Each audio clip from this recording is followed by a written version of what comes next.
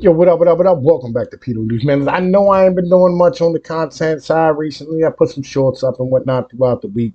I'll be honest with you. All right, I'm out here touching grass. I'm touching pussy. Like, I'm getting it done, getting laid. I'm doing what I do. It's summertime, man. Legit, it's uncuffing season. You know what I mean? These broads is out here, you know what I mean, in their best skin and whatnot. So, like, I got to do what I got to do. But in the meantime, I wanted to talk about motherfucking capitalism, also known as Aaron Clary. Not our Cappy. Cappy's cool. Love that motherfucker. We're going to go hang out with him next weekend. We're going to go shoot some guns. We have a video up. In the meantime, I wanted to stand here and make a video because, man, listen, bro, like, even when he steps into his economic realm, like, yo, he's still way off. You know, it just is what it is. You know what I mean? All right. So I'm saying let's get to this video, man. Let's get to this video. And sit on my ass. I gotta work on the car a little bit too. What is work on a car? What? Have a driver's license and you own your own car? Cash and you work on it too. It was what we did in the past. We were crazy kids back in the day. Yo, I'll feel you. Like, I'll be honest with you. You know what I'm saying? Like, I work on all my cars too. You know, like I don't like having garages touch my things. It's the thing about ownership that people really don't understand, right? Like, you know, when you say, like, I want to own something, right? Like, I tell females, like, yo, look, you supposed to, like, women are supposed to be property. They're like, that's horrible. Like, you mean like slaves? And I'm like, no. Or maybe. I don't know how they treated slaves back then because I wasn't there. And I can't take nobody's word for nothing. But when you own your car, you take care of it. You put oil changes on it, new plugs, filters, tires, lugs, brakes. You know what I mean? You know that motherfucker, and that's yours. You know how to make it run properly, right? Like when the engine roars and you're going down the street, it feels good. You know what I mean? Like, oh, just like when you got a female, you got that engine roaring, baby, it feels good, right? Yo, look, that's how we operate. Okay, well let's keep rocking and rolling. Anyway, so we have an original request, and if you have an original request, which means you want to pay me, like, Cappy, I'm sick and tired of listening to other people's problems. Talk about what you want to talk about. You could pay for an original. And I don't do that to make more money. I do that to make more money. And also because, well, if people pay me, hey, answer my question about my life. Well, yeah, obviously I deal with them first, which comes at the expense of me talking about what I want. But if you want to pay me, then I say, okay, well, you paid me. So now morally and ethically and financially, I got to do what you say. So this guy paid for an original. And just so you know, the best economic work I did was when I used to work in banking. It wasn't because I was in the industry or I worked in banking. It was because bankers are dumb. I'm not even being facetious about them being very serious. Bankers are idiots and very inefficient and slow. And so what ended up happening is I'd have a ton of time to do a ton of research on banking and finance and economics. And the reason I got away with it is because if any IT guy or my bosses were ever to look at what I was searching for on the internet, it would be finance and banking related. Little did they know that I was either banging out a book or banging out some great posts on my blog, et cetera, and stuff like that. So I haven't really looked at a lot of charts and data. And so I was wondering, especially with the increase in interest rates, like what happened going back far enough? What happened with all the money we printed off under Obama, all the money we printed off under Trump for the disease, being intellectually honest and fair, and what? Well, see, here's the thing, man. I can explain this, right? And this is important to understand because we actually figured this out a couple years back. I want to say it was like 2019, 2020. Dude named Mark Blythe. Check out my old videos on my channel. I have it up. You know what I mean? Like, go look at my channel, look for Mark Blythe, Tom Pnoid. You look Mark Blythe. You know what I'm saying? Like, he'll break that down for you, right? But here's what happened. They printed off all those monies, right? And what they did is they gave them to the banks. And when they give them to the banks, what the banks do is the banks take those and they like loan them out or invest them or whatever the case is. And it props up the boomers' retirement accounts. See, this is something we don't understand. This is something we're not putting into the mix, right? This is something that I wanted to grab, right? You know what I mean? Legitimately, because I thought it was important, right? So, okay, out of all the retirements, there's $37.2 trillion, right? 401k plans hold 7.3 trillion. I've heard numbers of 70 trillion. I'll be honest with you. I've heard numbers of 70 trillion. And I'll be real. It's not just our retirements, it's all over the world. So, I mean, you know, there may be a whole bunch of money elsewhere that came out of our banks. You know what I'm saying? So when we did the bailouts under Obama, we didn't bail out just our banks, we bailed out the banks in Europe as well. It's highly important to understand. The reason why we're having inflation the way we're having it is because the boomers are taking those retirements out. Because, all right, so this is a fascinating subject, and this is why you have to study MMT, right? And I know MMT, like, oh, you just print off money and da da da. Yeah, don't listen to the fucking retards explaining. I'm explaining it to you really simply put, all right? Inflation only happens when people have money to spend. So you as a citizen, as a regular person, have to have money in your hand in order to be able to drive inflation. If you take $1 trillion, all right, and you print it into a box, and me and you each have $10. Okay, and that box, there's a lock on it. It's a locked box. Neither one of us have access to it. And neither one of us have $10. The most amount of anything that could cost the economy is $20. There's only $20 in circulation. That's the big thing. Now, you will see inflation in markets, which the market are completely the fuck inflated, i.e. Tesla's 300 PE ratio. Fucking ridiculous. Microsoft just added in a day $150 billion in market share. Does that seem possible? Because it's not. Right? It's not a real fucking thing. Like, legitimately. This is all like GDP number go up nonsense, right? At the end of the day. So, the boomers are retiring. And they're retiring, right? Fucking at the rate of 10,000 boomers every day. All right? We're going to hit 12 or 13,000 next year. That'll be a peak. I thought the peak was this summer. It's going to be next summer. Either way, it's still going to break us now. We're at 40% right now of all boomers are retired. That's where we are at the moment. So, with that being said, we have to worry about the boomers pulling that money out and trying to use it to go buy things, right? Because they are still the number one consumer in the market. Why do we have inflation? All that money we printed out went and rescued the boomers' retirement accounts. When you give money to the banks, what are the banks holding up? The boomers' retirements and pensions. That's all their liquid capital they're using to make those fucking trades. This is the thing that everybody doesn't really understand, right? Is that the banks don't actually have any of their own fucking money. They're investing your money, right? What's a fucking hedge fund, right? What's a motherfucking wealth fund? What's BlackRock, Vanguard, all these companies, right? Fidelity. What are these companies? These companies are retirement accounts. They're investing other people's money. When they say, oh man, they have $9 trillion under investment. They don't have $9 trillion of their own capital. They have other people's capital. They're a government agency. At the end of the day, BlackRock's working with the Fed. BlackRock is the fucking Fed. Something you don't understand. The Fed is doing exactly what the Fed was told to do, which is prop up the housing market to make sure, you know what I'm saying, like the prices doesn't go down. Because if the prices go down in the housing market, those assets are worth less. And if those assets are worth less, then the banks are motherfucking at a deficit on what the hell they loaned out. Which means that they don't have the ability to stand here and continue to gain motherfucking interest off of those loans that they have because people are underwater. And they can't keep borrowing to be able to move forward because we haven't gotten a raise since 78. That's the reality of things. Things is a giant Ponzi scheme right now, right? And it's always a case of more. That's where we are. This is what capitalism leads to. More. Capitalism requires more. So does socialism and communism. Get nothing misunderstood. You need more population. There are 77 million baby boomers in the U.S. All right? These are highly important things to understand at the end of the day. All right? I wanted to stand here, you know what I mean, like, yo, you know what I mean, tell y'all exactly what's going on before we keep going forward. Let's keep rocking. What happened when interest rates went up?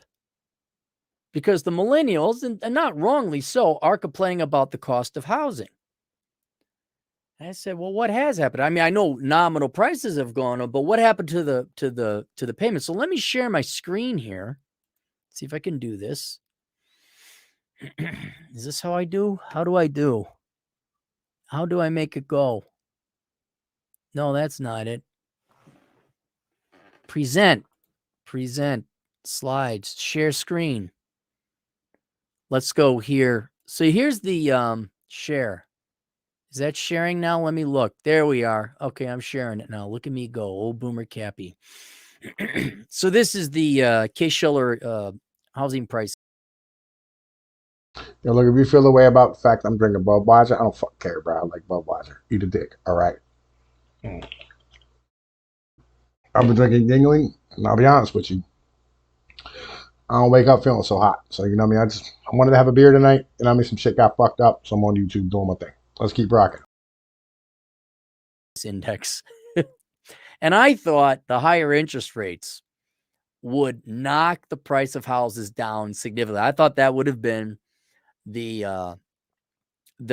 cause of the second housing crash within 15, 20 years. Because Okay, so here's the thing. All right, this is highly important to understand. There are two things that you really have to know about when it comes to housing, right? Number one, ITIN loans, all right?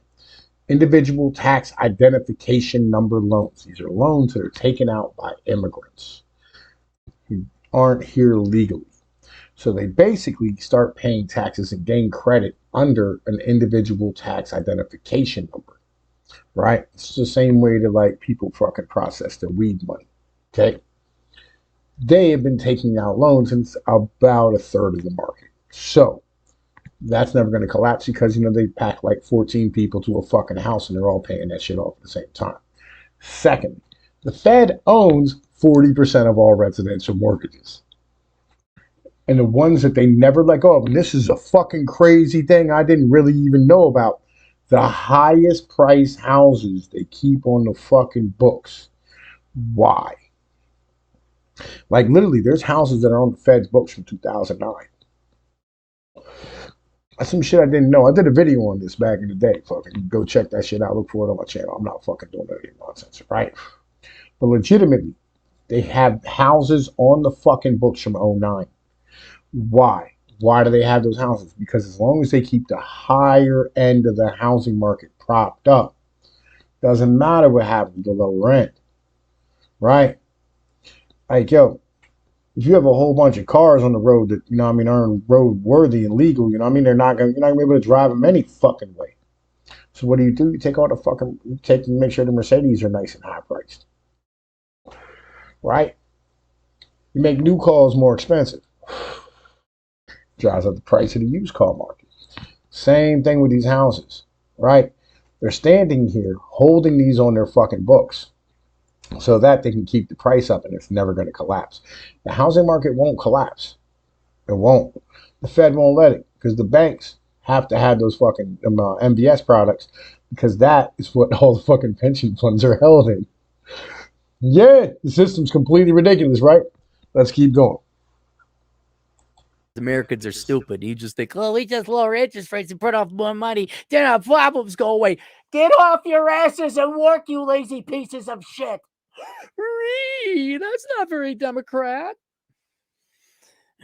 Anyway, so I thought, okay, what drove, among other things, money, but interest rates, artificially low interest rates is what drove the housing market up the first time and definitely drove it up the second time to the point that it's reached all-time highs. So I could make an argument that it wasn't that, right? The reasons why like the housing market went bananas the first time was the fact that they were like basically writing loans with their fucking eyes closed, right? And just giving everybody a fucking loan. And like they were remotely affordable at the beginning, but you know what I mean, like they had a massive balloon payment coming, you know, and they just kept refinancing and refinancing it forever, right?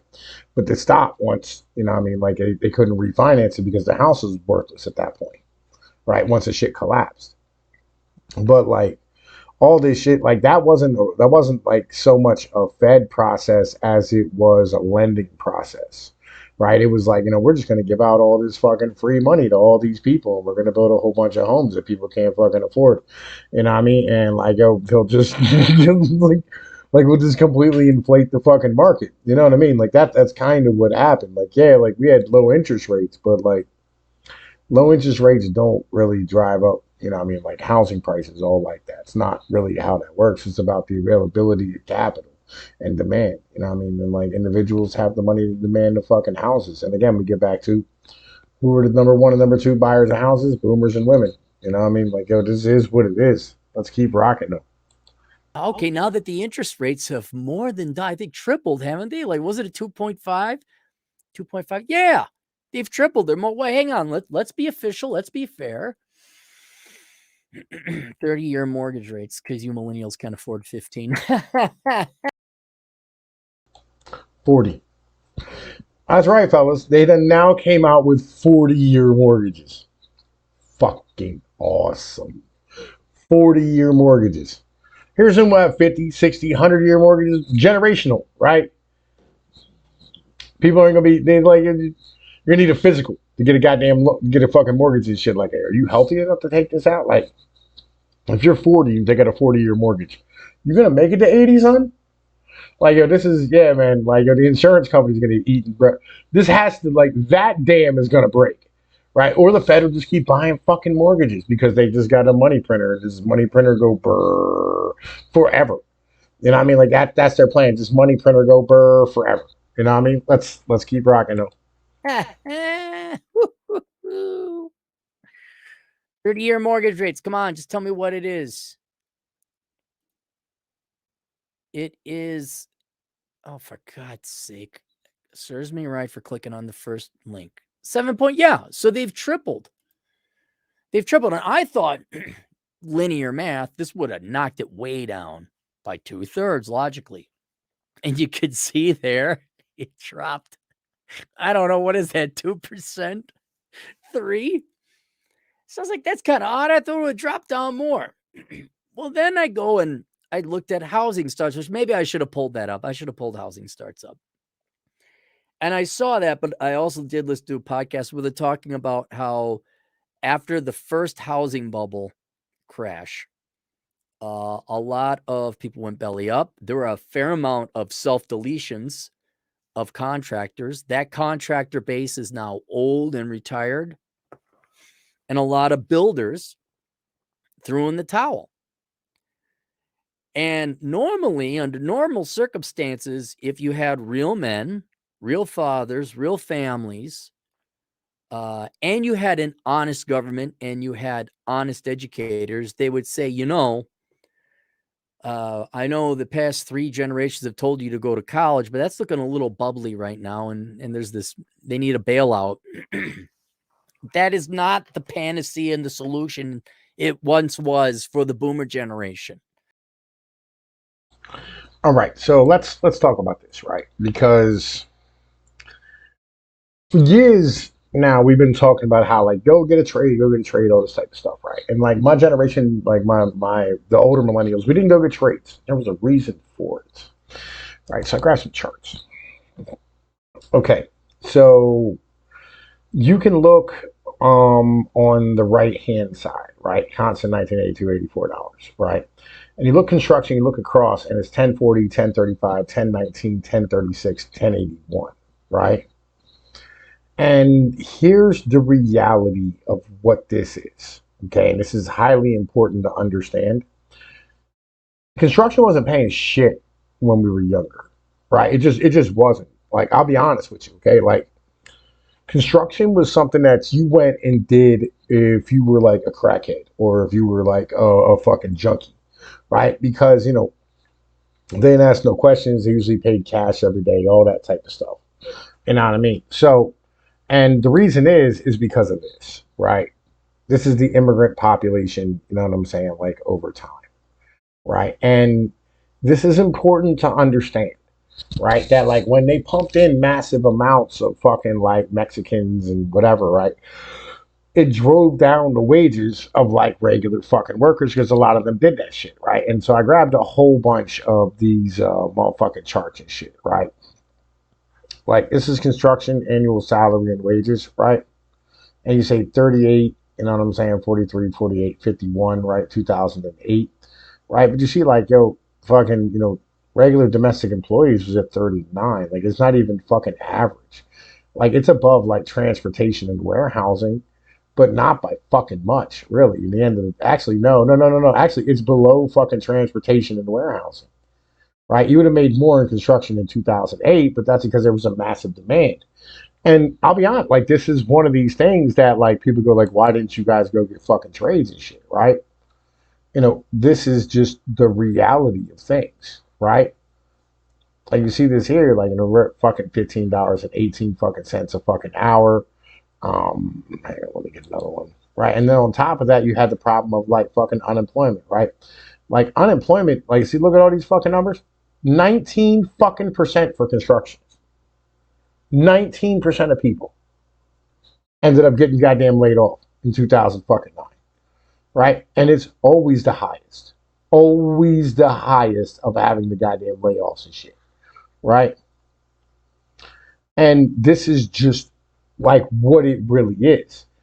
So like all of y'all stand here and ask like, oh man, listen, why didn't y'all go into trades? Why'd you go get a motherfucking college education? This is basically why, man, because construction just wasn't paying well. And even to this day, it still really doesn't pay that well. Like I remember I had buddies, right, who did like drywall, framing, things of this nature, right? And dude, they were getting paid by the sheet. It's like $10 a sheet to hang fucking drywall, right? And they literally just take cocaine all day to do their fucking job. So they're spending like $80 a day to make 150. Like it just wasn't worth it. You know what I mean? Like it just wasn't. Like it's not. And like they end up all strung the fuck out and fucked up and like they hurt themselves and then they end up going, oh my back. Then they're on disability. It's a fucking massive pain in the ass at the end of the day, right?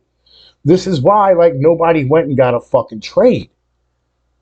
Like that's why, because like you brought mass amounts of immigrants in, and so in order for us, like y'all always want cheap stuff, but you don't understand there's social consequences behind all these things.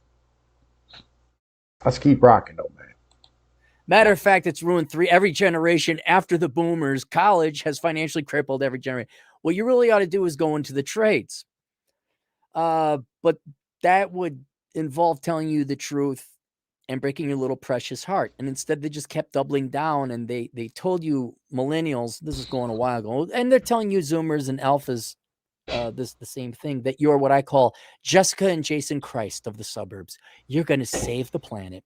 You're going to save the Africans and the whales and the poor people and the minorities and the women. You're all going to be Greta Thunberg. What you didn't realize is that Greta Thunberg doesn't know how to swing a hammer. I don't know if she could even identify what a hammer is. And there was an article that came out, and admittedly it was BuzzFeed, so how? Well, let's just look it up. Why the hell we're here? All right. No, I don't want that. Twitter. All right. Millennials. Well, let's talk about this, right? Because this is kind of important too at the end of the day, right? All right, look. I showed you the picture of the immigration thing, right? You know what I'm saying? I'll put this picture back up real quick for you, right? Like all the immigrants. Let me see if I can grab a hold of this. God damn it, man. Listen, there it is. Okay, here, I'm gonna grab this, right, so I can get this out of the way. All right.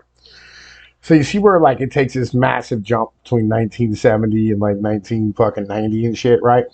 And then going into the 2000s.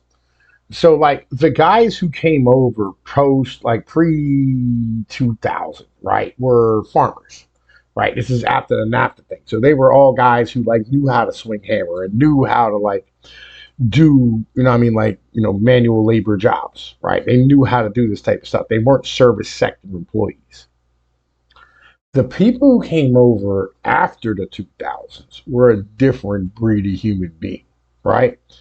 Like they're not farmers. Like they're basically like tribesmen from South America or Central America, right? The people from like Guatemala and Honduras and Panama, right? They're not mid-level workers that can build things. They're like low-level workers who can pick things or like do like flip burgers at McDonald's, and even them, they're not that good at that type of shit. And all the guys who came over and did, I mean, like the fucking construction jobs back in the day, they're now in their 50s and 60s too. And they probably went back to Mexico at this point. Mm. Or they got their citizenship. And they're not willing to work for nothing no more. Again, man, listen, we keep doing this fucking Ponzi scheme, man. Legit. There's only so many people. You're eventually going to have to pay for what you want.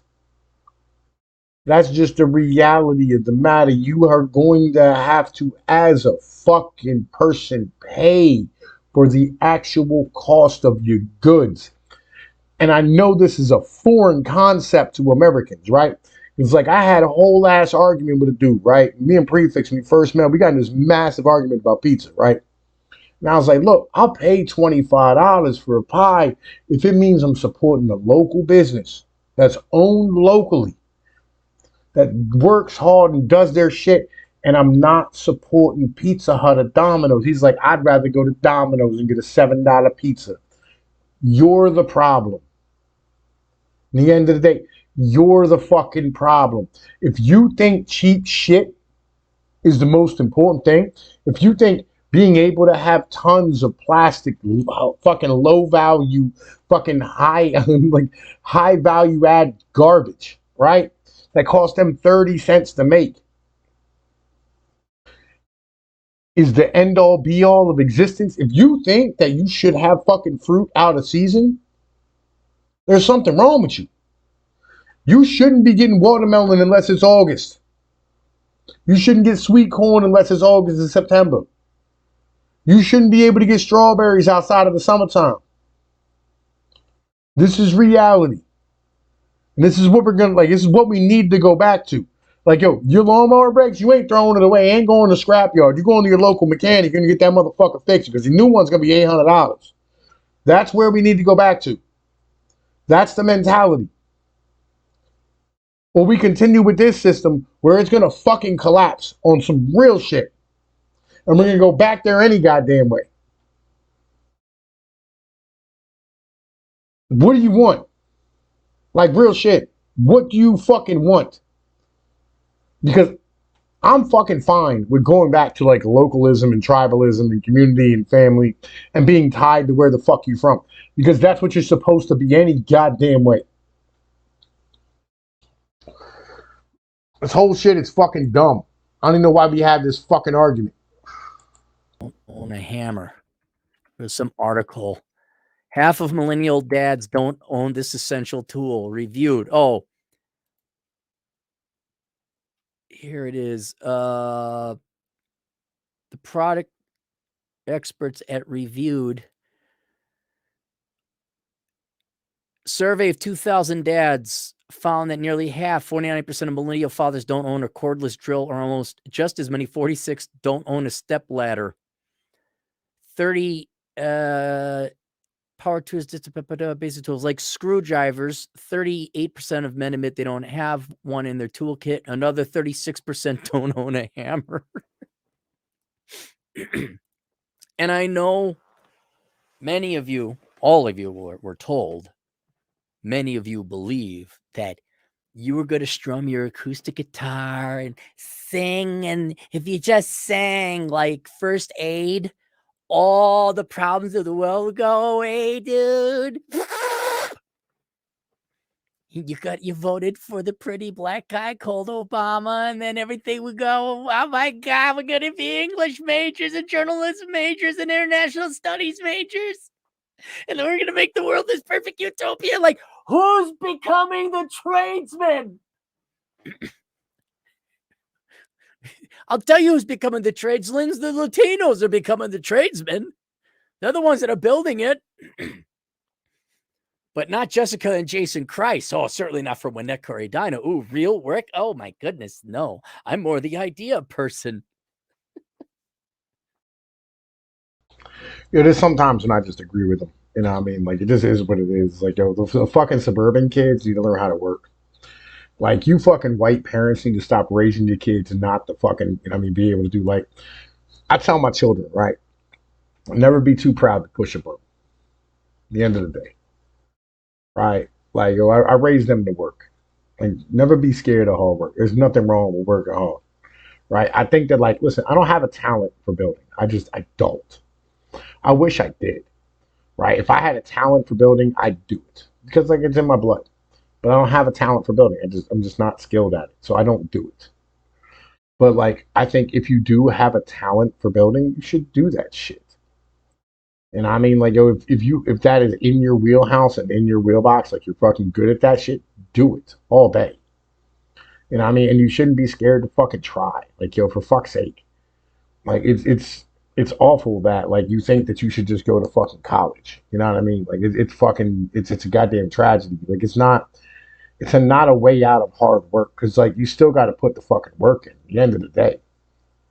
And that's one of the reasons like most like workers hate fucking engineers. Like, we despise engineers with a fucking passion. If you've ever been a worker at a factory, you hate the fucking engineers because they're all just like these hoity-toity, you know, walk around like, oh man, my shit don't stink type of fucking guys, and they're just not built that way. At the end of the day, like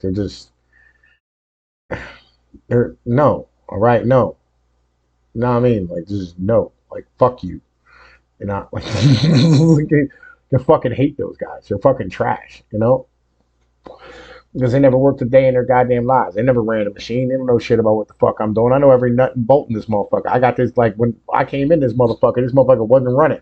You know what I mean? I got the motherfucker running. Like, I rebuilt it. I rebuilt the lines. I rebuilt the goddamn fucking gears. I fucking stand here and change the fucking tools. Like, this is my fucking machine. I know how it operates, and it's fucked up. You know what I mean? I need a new piece. You look at me like I'm fucking retarded. I'm like, oh man, listen, I know what I'm doing. And bro, I need a new motherfucking brass ring for this bitch, bro. Like, just come on, let's get it done. I hate fucking engineers so much. So you were all told to go to college. You believed it. You wanted to believe it because you thought avoiding real work like physical labor would somehow, there was a life there. And you didn't create enough tradesmen and carpenters to build the housing supply you needed. Now, don't get me started about farming and farmers. Don't get me on. You guys hate those people because you were told, oh my God, they're flyover country. Mostly are white males. Ooh, boo, bad, boo, boo. They make the food. But you could see it in housing starts, which a lot was that housing crisis wiped out a ton of tradesmen and they just threw in the towel. There's a lot of critical boomers retiring and retiring early. Maybe not even retiring early. They are getting up there in age. Like, Chad has talked much about how older CPAs are just saying, nah, we're done. We made enough money. But you didn't generate enough real workers in your generation to build the supply of housing that would have brought housing prices down. And so whereas under normal circumstances, All right, and this is another problem, right? Okay, so all right, here's the problem, Mr. Clary.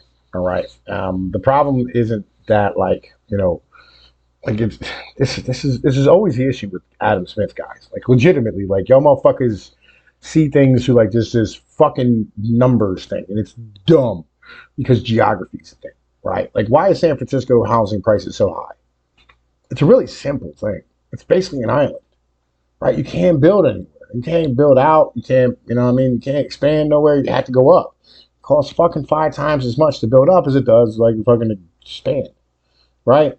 So there's nowhere to expand. It's completely surrounded. You got Oakland around this bridge and water, bay, fucking, you know, like mountains.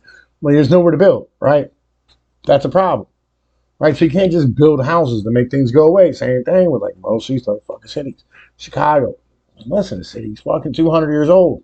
It's already been built out, right? In order to build out, you have to fucking stand here and like build. In order to build, you got to build up, right? It's not a problem of like tradesmen. It's really not, right? Maybe in places like Texas, this is an issue, right? Because Texas can expand forever. But most of the places that already exist, like literally, like you have to go and you buy farmers' land. And again, then you get back to like we're taking away local fucking food supplies, and this is a fucking problem. And farmers shouldn't even be selling their fucking land; it should be handing it down to their kids, right? But their kids know that they can't make any goddamn money with it, right? Because the average farmer is making 40 grand a fucking year because you suckers don't want to pay for fucking food, right? And we get back to like all that fucking dumb bullshit. You fucking allow this goddamn monopoly in the goddamn market with fucking the food market and shit. 3 fucking companies control all of the goddamn food market, right? These are all problems that we don't discuss. These are all problems that Aaron doesn't want to have a conversation about, right? Legitimately, this is the fucking issue, right? And like, I didn't even remember I wanted to address all this fucking shit too, this fuckery nonsense, right? This is why is New York so expensive? It's a fucking island. Dumb motherfuckers, like they can't go nowhere, right? You can't build into the water. This, I know, like they did it out in goddamn fucking Saudi Arabia. You know what I mean? Out in what the fuck's that? The UAE. But you know what? All those fucking those fan leaf islands and shit. Guess what? They're sinking, right? Problem. Reality, son. It's not about carpenters. Geography's a thing. All the people want to be in one place. Want to be centrally located. There's no public transport, right? Like all these fucking things. And I'm not even a big bus guy. Like I'm a car guy. I fucking love cars. Like I'm a gear. I love cars. I build hot rods. I love fucking cars, right? But this is reality. You know what I mean? There's no public transport to go nowhere, so you can't just like you just oh man, listen, we just build fucking trains and buses and all this shit. No, we don't do that here in America. This is America. Libertarian utopia, right? Goddamn neoliberal bullshit, right? Privatize, privatize, privatize. You know, like fucking no, that doesn't work. You only build housing if it's profitable. It's not profitable to build $100,000 houses. It's just not. That's why you stop building. Why? Because when the cost of motherfucking house goes down, guess what? You're no longer motherfucking like having a single to build that fucking house. These are all problems. Problem is the boomers are old. And the Fed holds 40% of mortgages. So they're keeping 40% of the market static. Stability. Pain in the ass. We don't have these conversations. Let's keep rocking. A tripling of the interest rate would have severely dropped the price of houses because demand would have dropped. There's so few houses to go around because you're all a bunch of liberal arts majors and social science majors, and you know how to write a journalism paper. But you don't know how to put up sheetrock, wire a house, fix a car. The supply of housing, even though there was a glut at the beginning of the housing crisis, it came crashing down. Now, some older millennials made off like bandits. I know one couple in particular. They bought a house for a song in a great neighborhood. Oh, they made off like bandits. So there is like some older millennials who did benefit from it and some younger Gen Xers. But for the most part, you did it to yourself. You are now facing the full effect of all the policies. I hate to say this, kids, of the policies you voted for. Because I remember, that's why I found that picture. I wanted to say starry-eyed girls looking up at Obama. I found that picture. So let's go back in time. You were 20. You knew better than everybody else because your teacher said so, and so did your Marxist professors. And you all voted for Obama. Why? Very simply, free shit. That's it. Now, under Obama, we'll get to Trump later. Under Obama, he increased the money supply by 380%. Why? So he could buy your votes and make you all feel happy, because free money results. Okay. All right. No. All right. No. No. You did not increase the money supply by 380%. You please increase the money supply by 40%. Right. But that's still a lot. All right. Nothing but sense. That's still a lot. All right. There's two different dollars. All right. There's a dollar that's traded internationally, and in banks, it's a dollar that like you use to buy bread. Okay. You know how they say that 99% of money is owned by like 1% of people, right? You know, I mean that's real, right? And basically, all that money is tied up in what's known as like the market, right? It's in stocks and bonds and regulatory things, whatever it is, right? T bills, all that type of shit, right?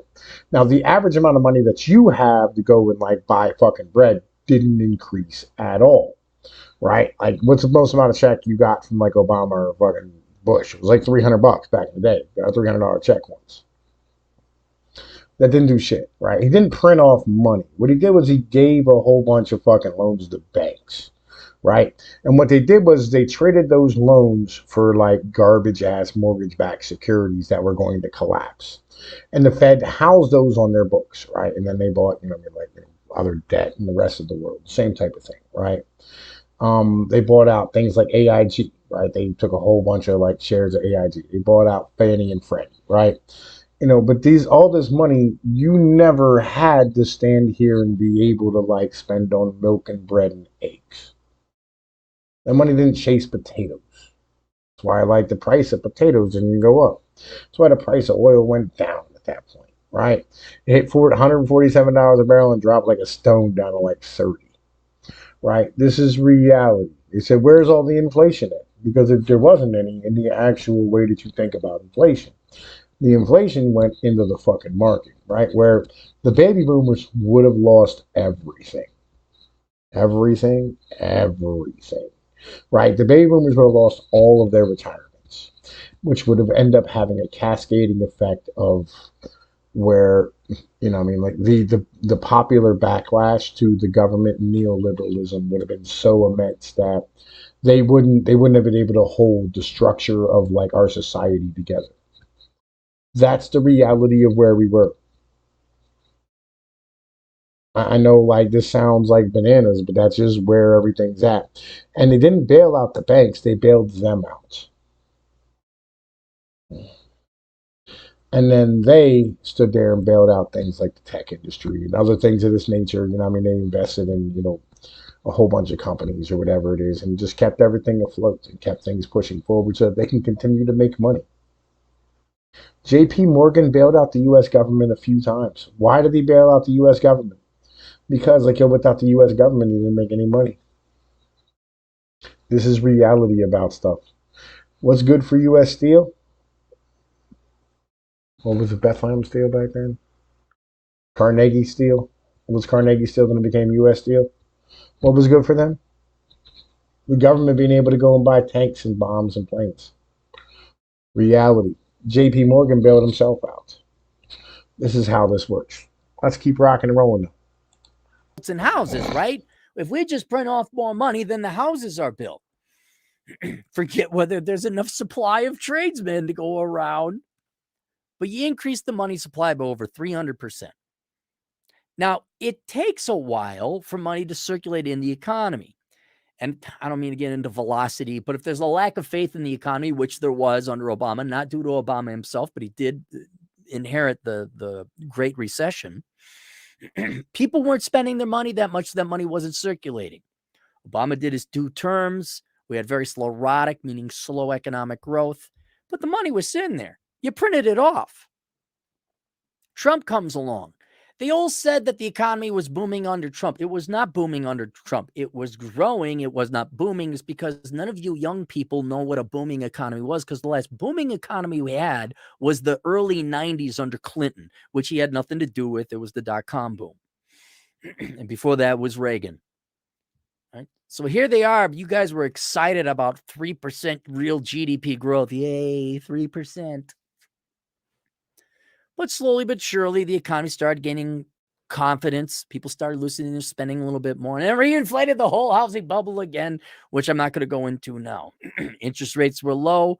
The money started permeating into the economy. And housing prices did go up, which, by the way, is inflation. I know they say, oh, it's only a gallon of milk and a gallon of gas, a loaf of bread. It's like, no, it's the big ticket items too, namely the number one expense on your personal budget, lodging. So rent and buying a home was going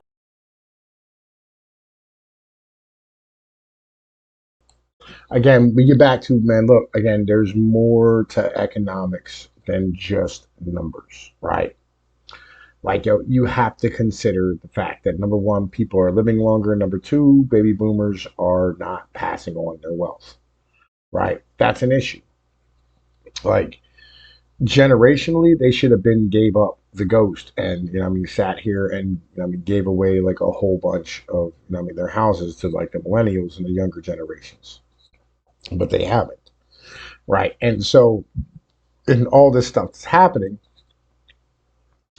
the millennials are forced to sit here and go and buy newer fucking homes because they don't have a choice. They don't have anywhere to live. Right. And on top of that, standing here trying to buy, right, or trying to rent a fucking apartment's getting goddamn ridiculous because, like, yo, we're flooding the fucking country with goddamn immigrants and everybody's moving towards the fucking center of these fucking cities because, that's where all the goddamn money is. Now, we could have had a break if remote work, you know what I mean, like fucking became like a normalized fucking thing.